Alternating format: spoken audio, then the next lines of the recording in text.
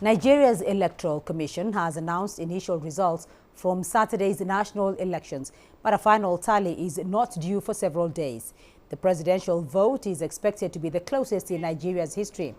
Candidates from two parties that have alternated power since the end of military rule in 1999 are facing stiff competition from a minor party nominee popular among the youth. Many polling stations had yet to upload their results over 24 hours after polls were meant to close. Civil society organizations in Nigeria have decried the error and the failure of several polling stations to open on time. Incidents of violence and intimidation were also reported, but seemingly not on the scale of previous elections. Well, CGTN's Kelechi Emekalam is in Abuja, joining me now with the very latest. Kelechi, the Electoral Commission has begun announcing statewide results. What is the latest? What do you have?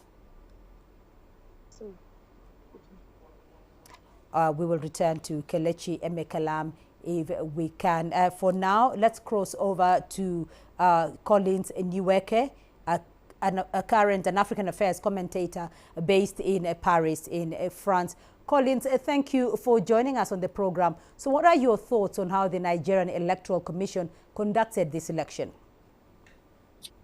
The Independent National Electoral Commission of Nigeria, INEC, obviously has performed way below expectation in this particular election that kicked off on Saturday, the 24th of February. Now, when I say this, I take into consideration the position of the three main political parties that contested in this election, because if it were just one party that is actually crying foul, then you would say, well, this is typical.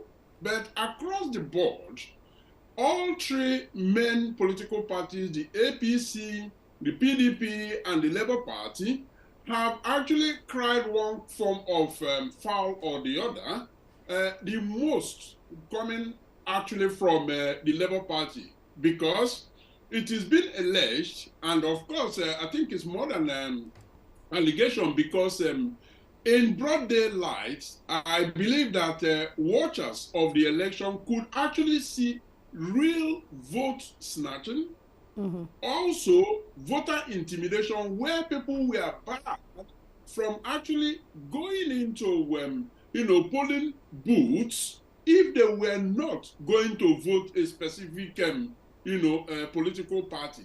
This happened both in Lagos and also in Port Harcourt. So INEC has not done well enough in this election. So Collins, what key issues, though, are a priority for the incoming president, and how does he expect to tackle them? Well, we are actually far from discussing what the incoming president is going to be faced with. But of course, for the purpose of the international viewers, one of the issues, of course, is this perennial lack of trust, the trust deficit within the ruling elite. I think that is something that, whoever the new president is going to be, this is something that needs to be tackled. Alongside, of course, the very huge youth unemployment hitting well over 40%. Wealth has been created in Nigeria, there's no doubt about that, due to a number of good economic policies, but this wealth has concentrated on the hands of very, very few elite and has not managed to trickle down to the ordinary Nigerian, and that is why the poverty rate in Nigeria has become laughable. Right. And so the new president really has to save Nigeria from bringing this global embarrassment that it is turning out to be. So, the Electoral Commission has begun announcing some of the statewide results. When do we expect a final count to be announced by the Commission?